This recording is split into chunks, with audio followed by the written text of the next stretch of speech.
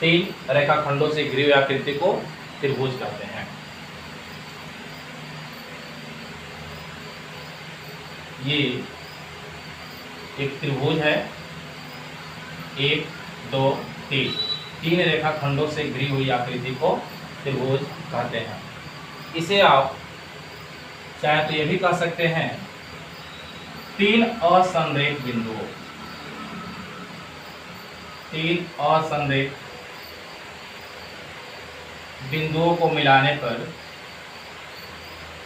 जो आकृति प्राप्त होता है उसे हम त्रिभुज कहते हैं। पहला क्या है आपके सामने, तीन रेखाखंडों से घिरी हुई आकृति को त्रिभुज कहते हैं। इसे चाहे तो आप कह सकते हैं तीन असंरेख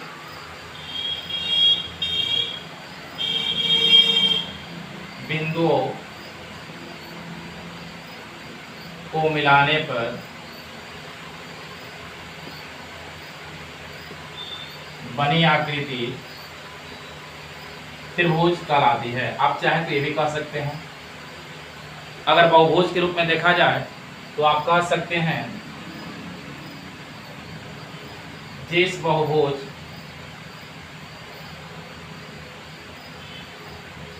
की तीन रेखाएं होती है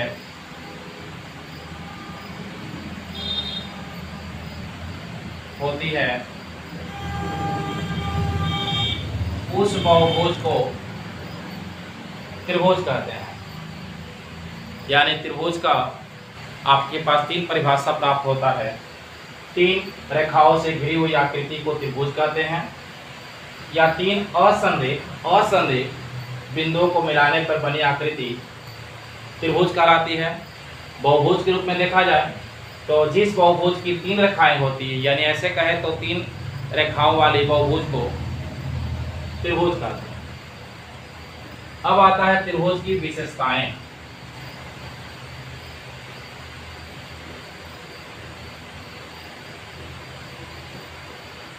त्रिभुज की विशेषताएं, सबसे पहले आप देखें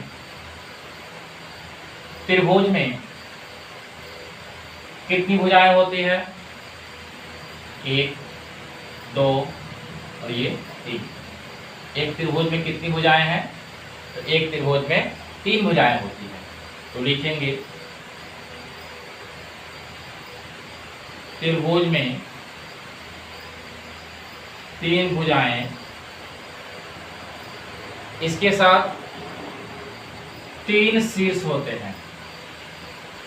ये 3 शीर्ष,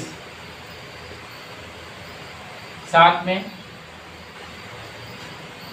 ये 2 भुजाओं का जो भाग, एक ये कोण होता है आपके सामने, यहाँ पे दूसरा ये कोण और ये तीसरा कोण, यानी 3 भुजाएं, 3 शीर्ष और 3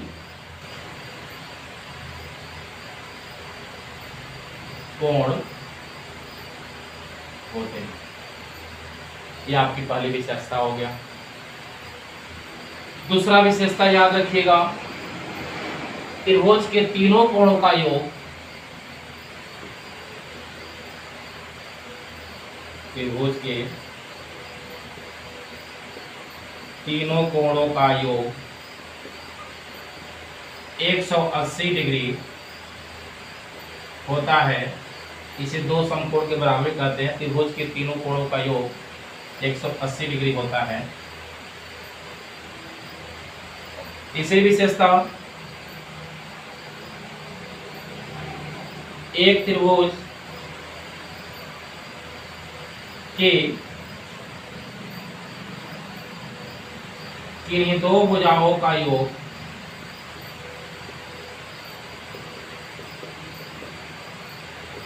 हमेशा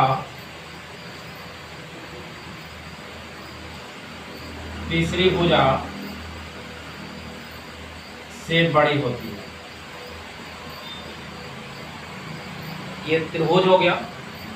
इसमें ये दोनों भुजा अगर जोड़ते हैं इनका मान, तो इससे सदैव इन दोनों का मान जोड़ने पर अधिक आएगा। यूँ कहें तो किसी भी 2 भुजा को जोड़ दें तो तीसरा से बड़ा ही आएगा। इन दोनों को जोड़ेंगे तो इससे बड़ा आएगा। यानी किसी त्रिभुज के तीनों कोणों का योग 180 डिग्री होता है। किन दो भुजाओं का योग हमेशा तीसरी भुजा से बड़ा होता है। तो आपके सामने यहाँ त्रिभुज की 3 विशेषताएं मिल रहा है। पहला है कि त्रिभुज में 3 भुजाएं होती हैं, 3 शीर्ष होते हैं और 3 कोण होता है, और इन तीनों कोणों का योग 180 डिग्री होता है। और भुजाओं में संबंध क्या होता है, तो किन्हीं दो भुजाओं का योग हमेशा तीसरी भुजा से बड़ा होता है। किन्हीं दो भुजाओं का योग हमेशा तीसरी भुजा से बड़ी होता है, याद रखना है। ये 3 त्रिभुज की मेन विशेषताएं हैं, इसे आपको ध्यान देना है। आप जानते हैं त्रिभुज के प्रकार। त्रिभुज के प्रकार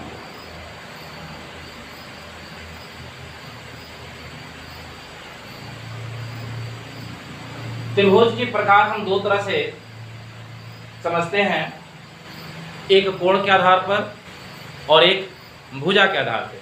तो आइए हम जानते हैं त्रिभुज के प्रकार भुजा के आधार पे कितने प्रकार के होते हैं। भुजा के आधार पर त्रिभुज के 3 प्रकार होते हैं,